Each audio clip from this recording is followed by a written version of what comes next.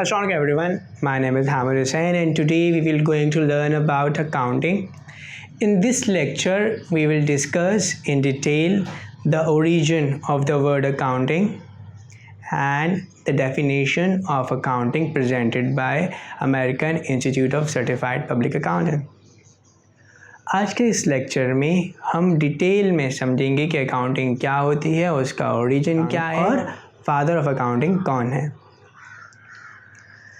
जैसे कि किसी भी सब्जेक्ट को पढ़ने से पहले ये ज़रूरी है कि उसके ओरिजिन को समझें, ये समझें कि वो वर्ड कहाँ से ड्राइव किया गया है ताकि उसकी रूट के बारे में हमें मालूम हो सके। हमने जब इकोनॉमिक्स को पढ़ा था तो हमने वहाँ पर भी इसी तरह से स्टार्ट किया था। First we have studied and discuss the origin of the word economics. तो अगर आपने हमारा वो लेक्चर नहीं देखा तो just click on the link और आप यहाँ लिंक के थ्रू हमारे इकोनॉमिक्स के लेक्चर्स तक भी अप्रोच हासिल कर सकते हैं। एंड आई विल रेकमेंड कि जब आप अकाउंटिंग पढ़ रहे हैं तो इकोनॉमिक्स को भी लाजमी पढ़िएगा। So let's start, what is accounting.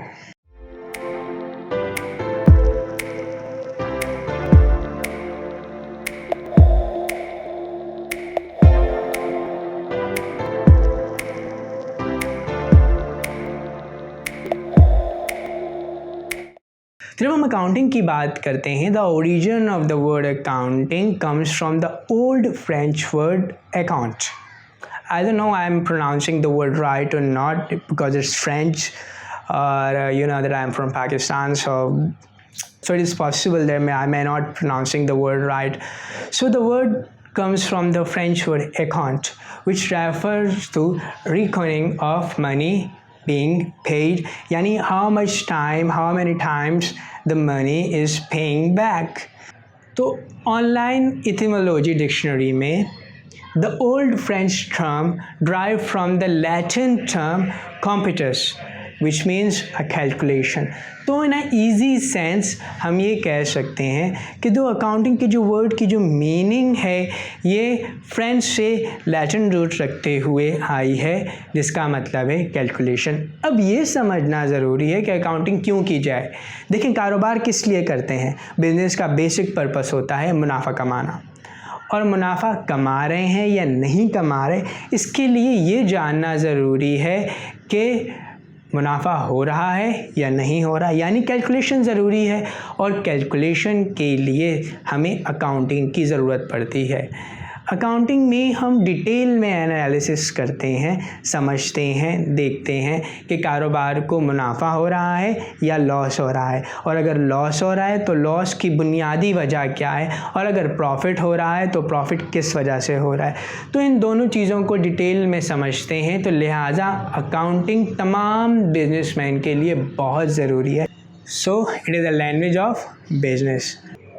Loco Pacioli को फादर ऑफ अकाउंटिंग कहा जाता है because he invented double entry system in 1494 at Venice in Italy. Now let's talk about the definition of accounting.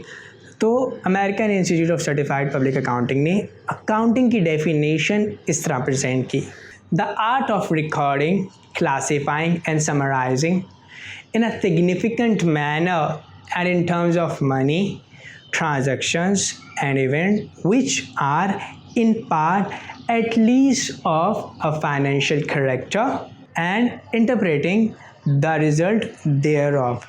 So it start from recording, हमें data को record करते हैं, हम business की तमाम ट्रांजैक्शंस को रिकॉर्ड करते हैं, देन उसको क्लासीफाई करते हैं, अलग करते हैं कि एसेट्स क्या हैं, एक्सपेंसेस कौन से, रेवेन्यू क्या है, लायबिलिटीज़ कौन सी हैं, फिर हम उसको समराइज़ करते हैं और इस तरह समराइज़ करते हैं कि उसका रिज़ल्ट एक मीनिंगफुल वे में प्रेजेंट कर सकें।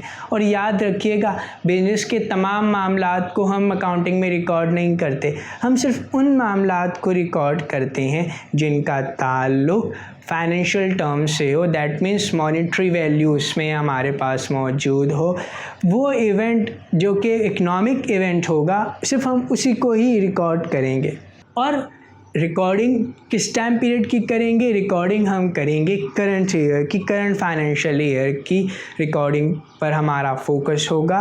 यानी आज की ट्रांजैक्शन, इस ईयर की ट्रांजैक्शन को इसी ईयर में रिकॉर्ड करेंगे, फ्यूचर में रिकॉर्ड नहीं करेंगे। तो दैट मीन्स जो फाइनेंशियल इवेंट्स प्रेजेंट ईयर में हुए हैं, प्रेजेंट फाइनेंशियल ईयर में हुए, उनको हम इन्हीं ईयर्स में रिकॉर्ड करेंगे ताकि डाटा को मीनिंगफुल वे में प्रेजेंट कर सकें और असर्ट कर सकें, फाइंड आउट कर सकें कि बिज़नेस को प्रॉफिट हो रहा है या लॉस हो रहा है। So that's it for today. I hope आपको हमारा आज का लेक्चर पसंद आया होगा। अपना बहुत ख्याल रखिएगा। टिल देन, अल्लाह हाफिज़।